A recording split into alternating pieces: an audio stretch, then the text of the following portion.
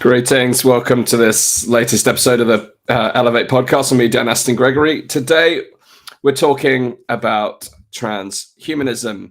This may seem like quite an odd subject for a Monday evening, and you'll be right in saying that.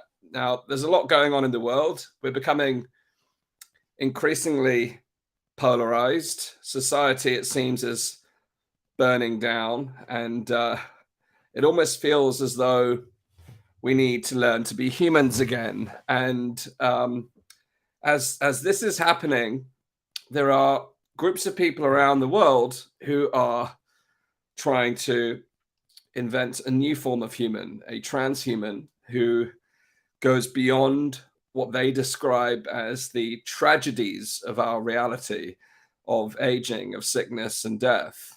Now, don't get me wrong, I would like to live a long and healthy and prosperous life. But I believe that nature has created our constraints for a reason, and that we are now almost seeking to play God with our meanderings, meddlings with technology. So now, in the interest of balance around transhumanism, it offers the opportunity to enhance our overall well-being. For instance, my Apple Watch, by enabling me to track my workouts, my runs, my sleep, etc., I can begin to enhance and optimize some of my own performance. And those of you who wear glasses, technically any form of human augmentation or enhancement through technology is a form of transhumanism. Similarly, if you know someone who's had stents or heart implants, they too are a form of transhumanist development, as are those things such as metal plates in your legs that help you recover from injury. My own father had to have metal plates in his leg following an injury during his rugby career.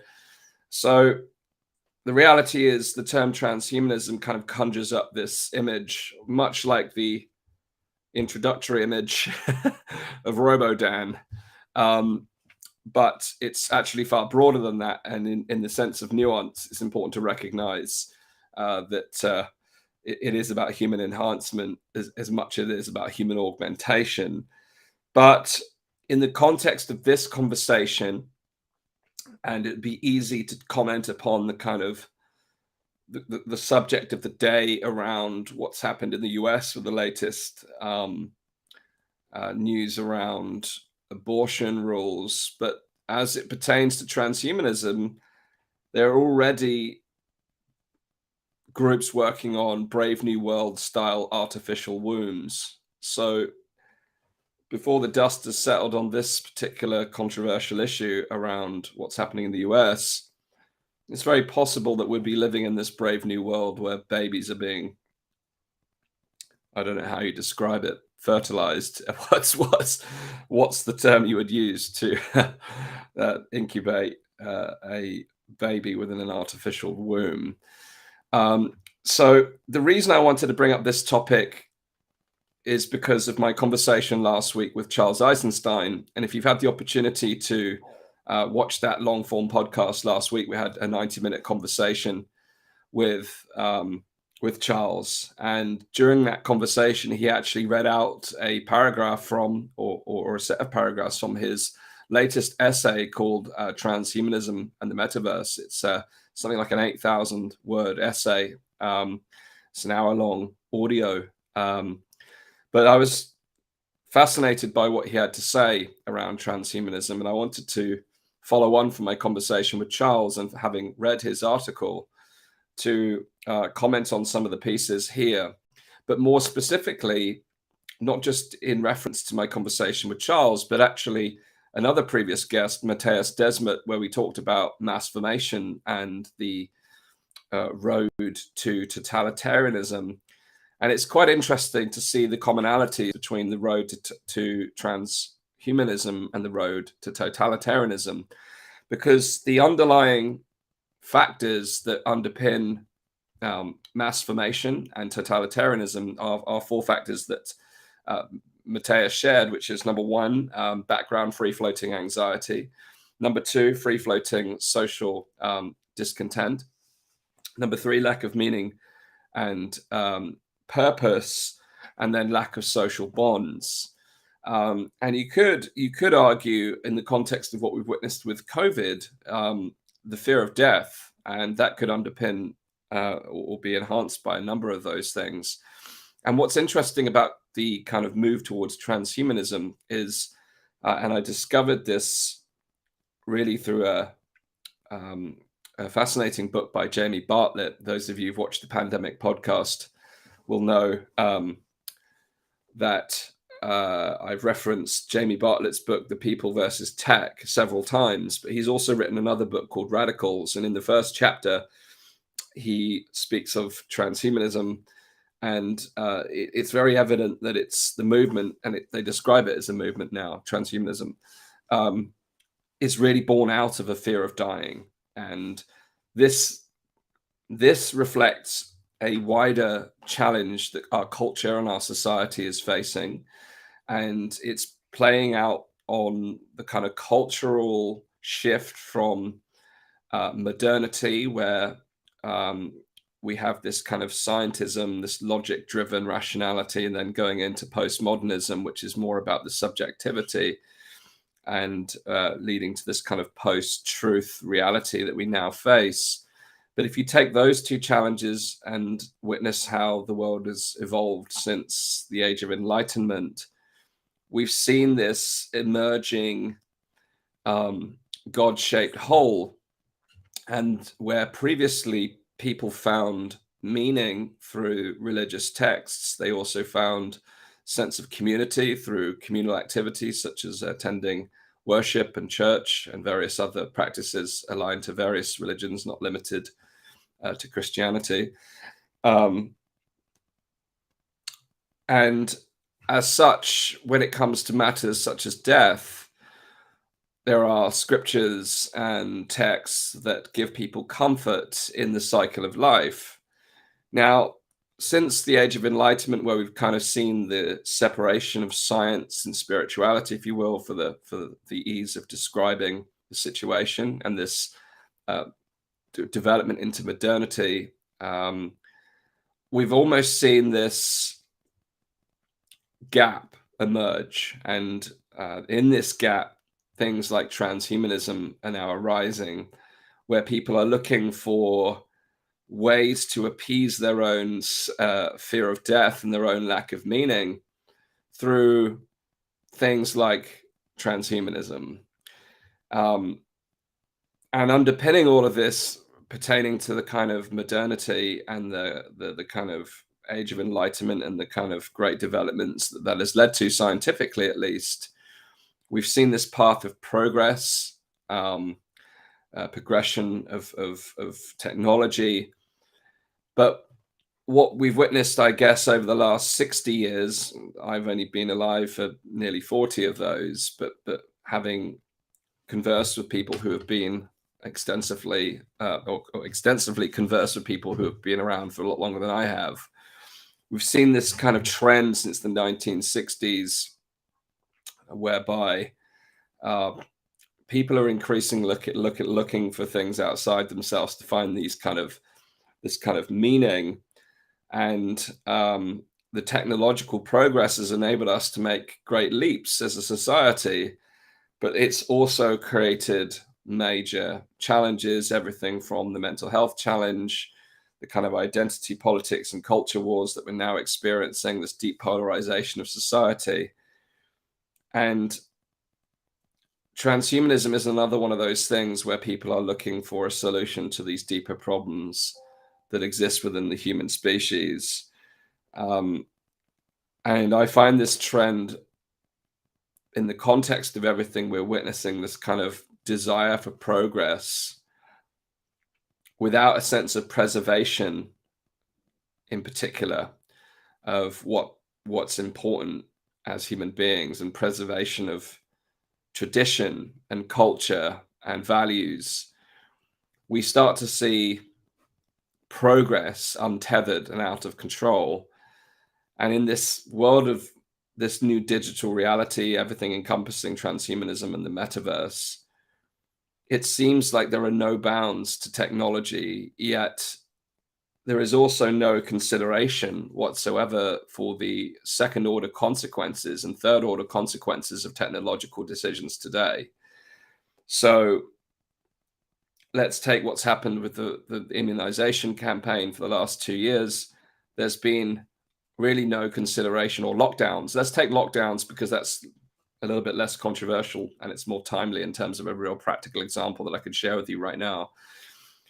The lockdowns were put down on a very myopic premise that it would stop the virus from transmitting, and as a result, limit the impact of COVID-19. But none of the considerations were made around the collateral damage and harms that these policies would create.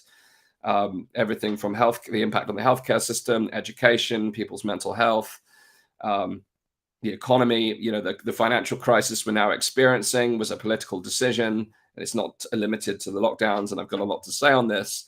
But my son right now, he's 9 months old, and he's basically been sick since he's gone to nursery. And we spoke to the doctor today because his situation hasn't improved from what he's been dealing with in the last couple of weeks. And the doctor basically said what we already knew, is that young people today are now more sick. They're having longer periods of sickness with greater intensity and a greater variety of illnesses, some of which would normally circulate without symptom. So we're now facing a healthcare crisis within young people, within adults. We're seeing new forms of illness that we haven't witnessed emerge. We're seeing monkeypox, polio, meningitis rising.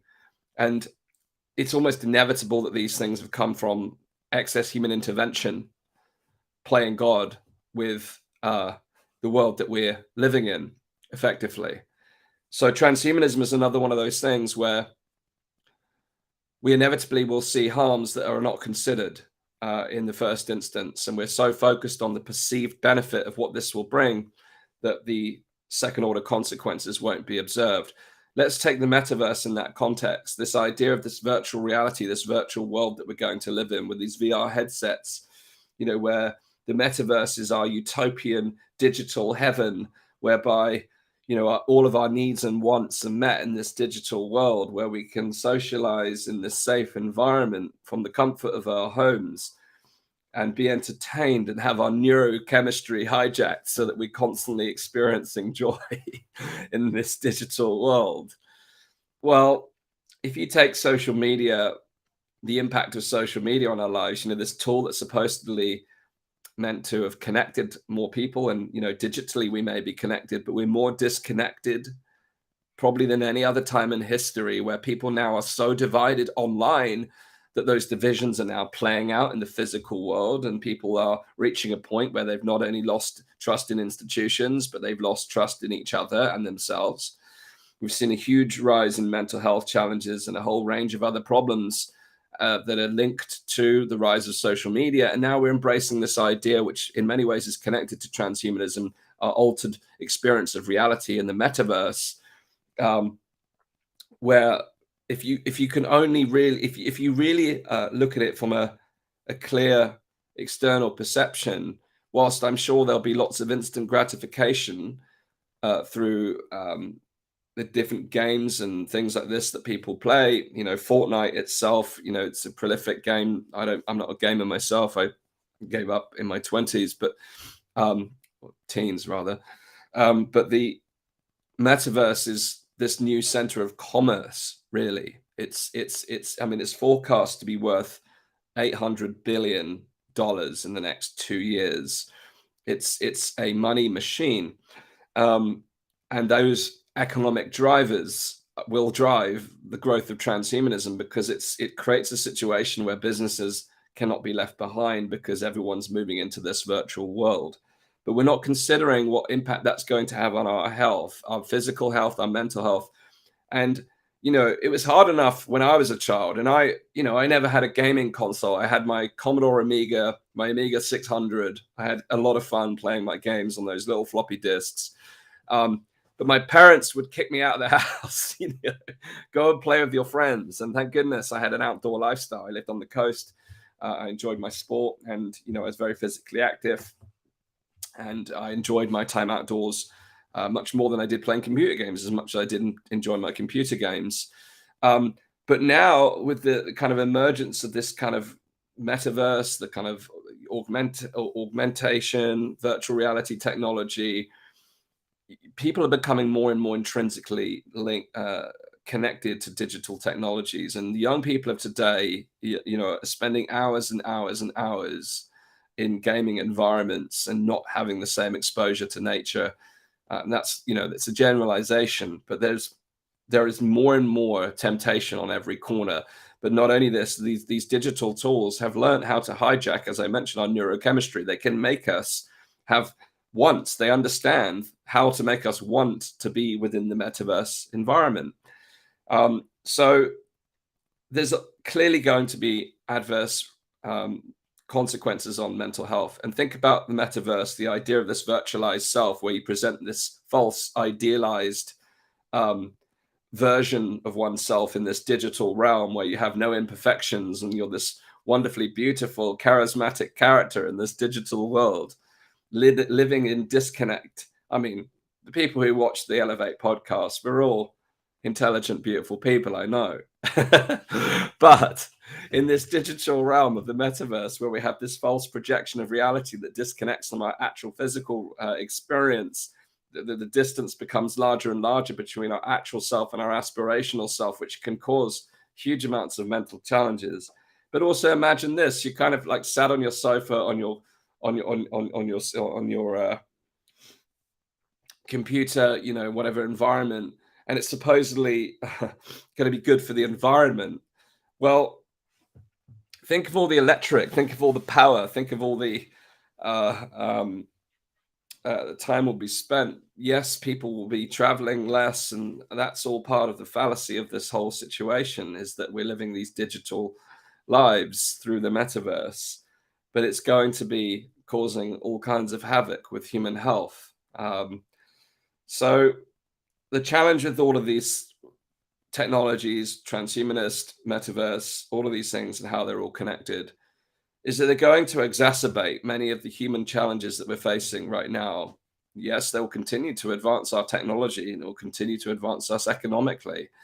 And quite frankly, the metaverse from an economic standpoint is a genius idea because it no longer requires physical boundaries. It produces an endless amount of possible wealth and GDP. But to what end?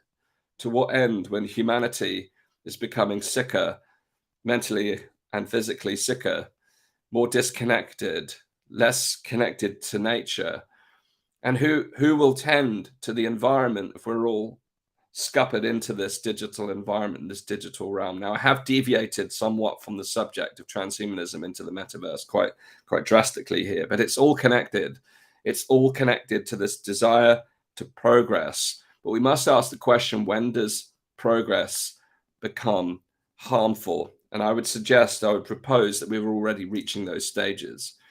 But again, as I opened up, in the interest of balance, it doesn't mean to say that there aren't benefits from new technology that can help us become healthier, live longer lives. But if we do that at the expense of what it means to be human and what it means to connect with nature and the natural world around us, then I do believe we're on the wrong path.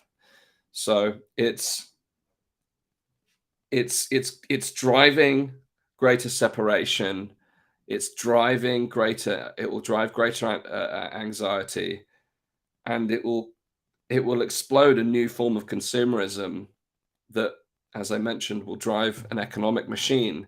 But already as an example, $3 billion is spent per year in Fortnite, the game, on virtual cosmetics.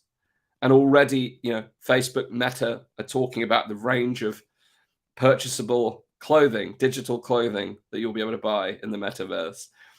In addition to the property that you can buy in the metaverse, there's this huge scramble to own prime digital real estate inside of the metaverse. Properties are selling for more in the digital world, in pixel land, than they are in the physical world. And you have to start to really scratch your head and think about, what does the future of humanity look like? Have we lost our way completely? Our desire for progress, has our desire for progress outstripped all that it means to be human and all that it means to be connected?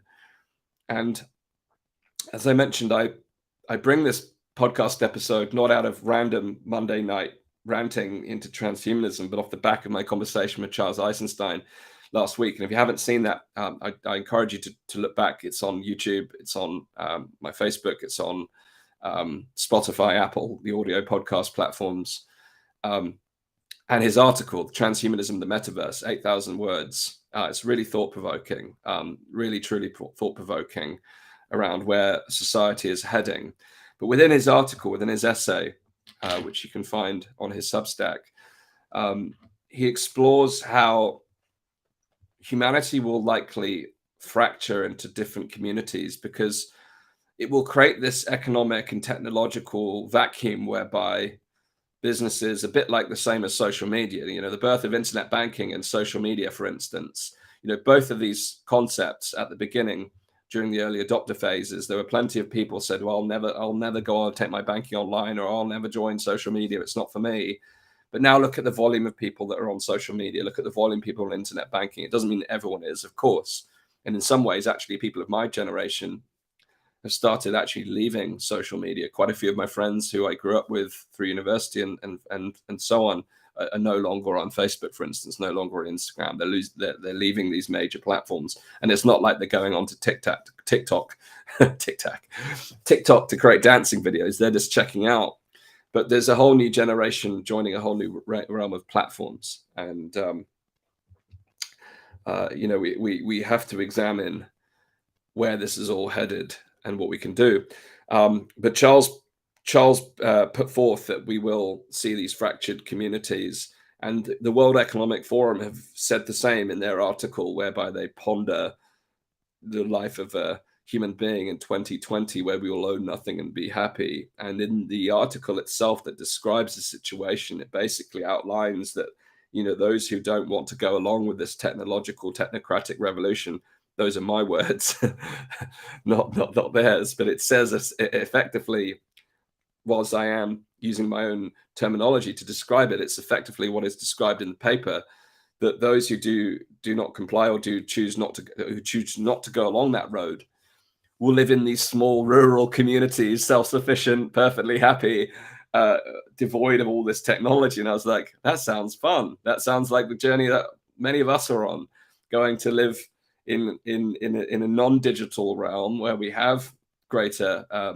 sovereignty, where we are more connected to nature, where we are more self-sufficient, where we are living, regenerating the soil and eating and nourishing ourselves with food that actually has nutrient density that enables us to become more healthy, whilst the rest of the world progresses to live in smart cities through access and control. Swipe here, give your vaccine passport to get in the door before you can even get into the city, the gateway to the city, let alone the pubs and the restaurants, and the super sterile environment that has been cleansed and sanitized and free of bugs, and living in this proposed utopia where no one gets sick and technology rules the day.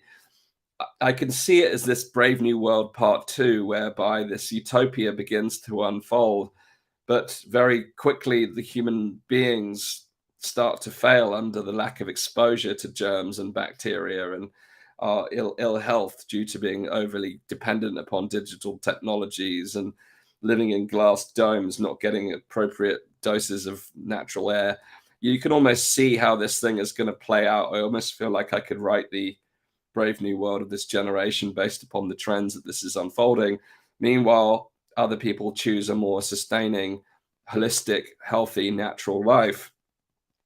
So I ponder what's really driving what's happening right now. Progress, postmodernity, economic drivers, greater desire for control over human lives is clearly a factor, this over-medicalized, over-technologicalized future.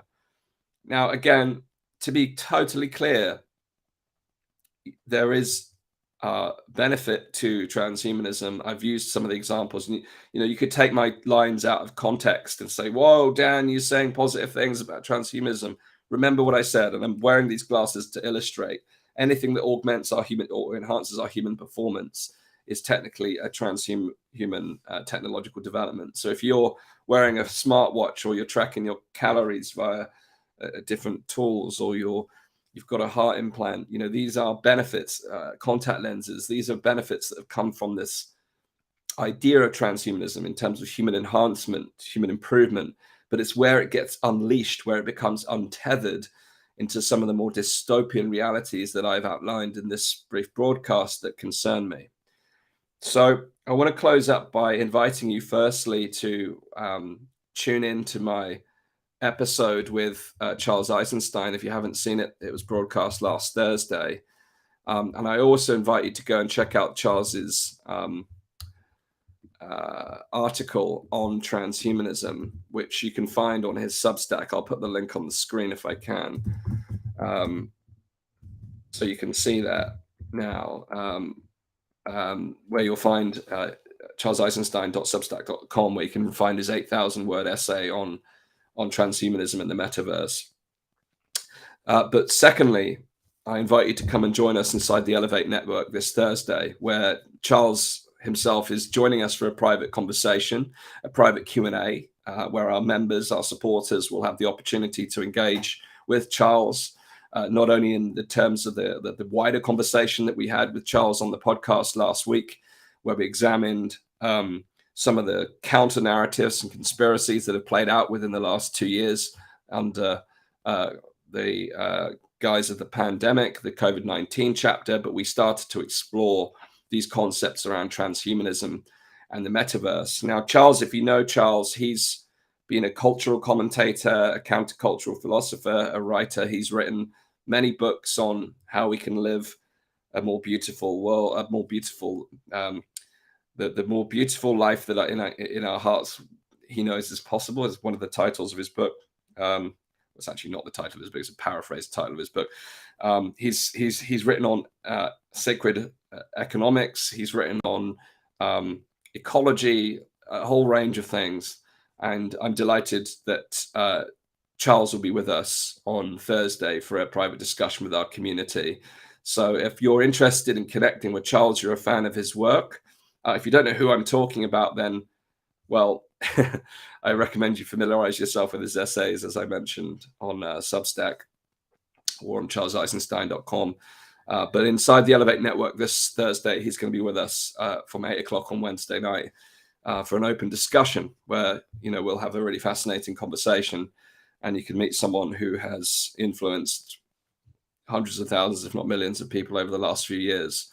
So we'll be touching upon what I've talked about today. I'm sure we'll be touching upon what's gone on over the last couple of years. We'll speak more broadly about what's going on within our culture, this polarized society, why everyone is so divided, and what can we do towards a more beautiful future. So I hope you hope you found this initial meandering into transhumanism thought-provoking. Let me know your thoughts about the trajectory that we're on in the world right now in the comments. Tell me your thoughts on transhumanism, technology, progress. Are we going too far?